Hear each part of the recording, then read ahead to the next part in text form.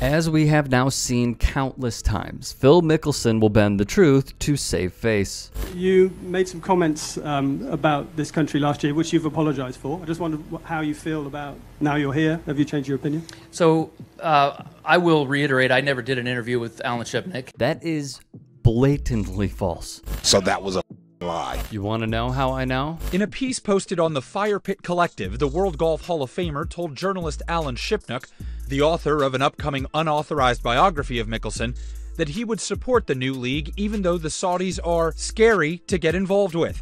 We know they killed Khashoggi and have a horrible record on human rights. They execute people over there for being gay.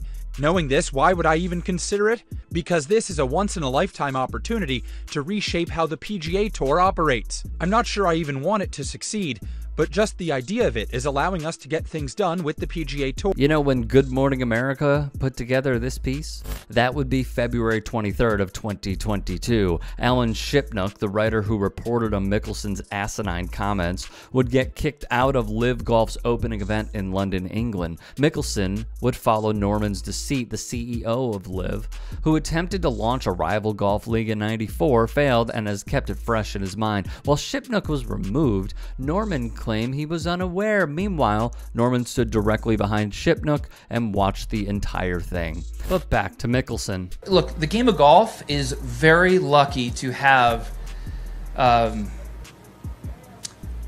PIF invest in the game.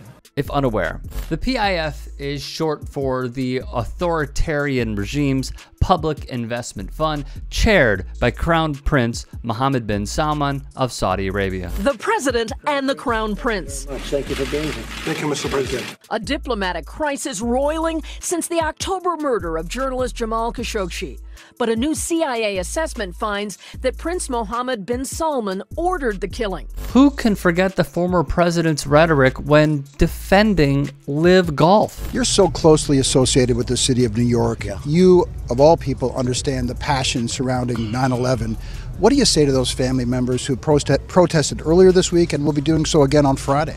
Well, nobody's gotten to the bottom of 9/11. The atrocious record on human rights, the imprisonment of female activists, the murdering of LGBTQ people, jailing those who do not follow their mandated religion. I mean, we could go on and on and on. And of course, via the work from Kenny Clips, aka Ken Klippenstein, Saudi Arabia announced it would be slashing oil production by 2 million barrels a day. White House officials called it a hostile act. Congressional Democrats facing re-election amid soaring gas prices were similarly incensed.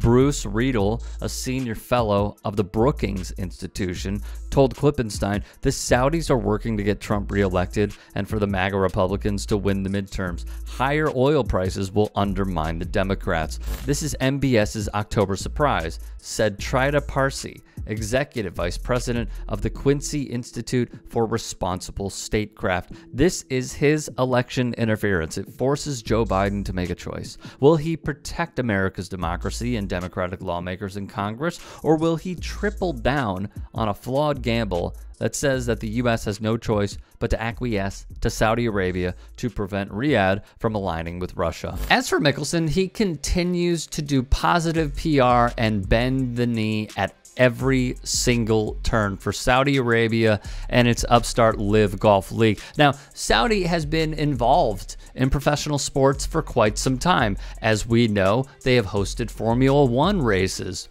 where some have spoken out against it. Even some drivers have spoken out against it. They have hosted championship boxing matches. And the most depressing is they just bought Newcastle United in the English Premier League. And fans are rejoicing. They are like over the moon on it. Oh, and lest we forget, that Newcastle United deal was aided with the help of the Tories, which is think of them as Republicans in England, and their former leader Boris Johnson. That's via the BBC. After Mickelson's comments dropped, he was peeved. Per Shipnick, Mickelson made a half-hearted attempt at revisionist history, trying to say our talk had been a private conversation, but I shut that down real quick. He knew I was working on a book about him and asked to speak, saying he wanted to discuss media rights and his grievances with the PGA Tour, both of which inevitably led back to Saudi Arabia. If the subject of a biography phones the author, the content of that conversation is always going to inform the book unless it is expressly agreed otherwise. Not once in our text or when we got on the phone did Mickelson request to go off the record, and I never consented to it. If he had asked, I would have pushed back hard, as this was obviously material I wanted for the book. Mickelson simply called me up and opened a vein. To claim now that the comments were off the record is false and duplicitous.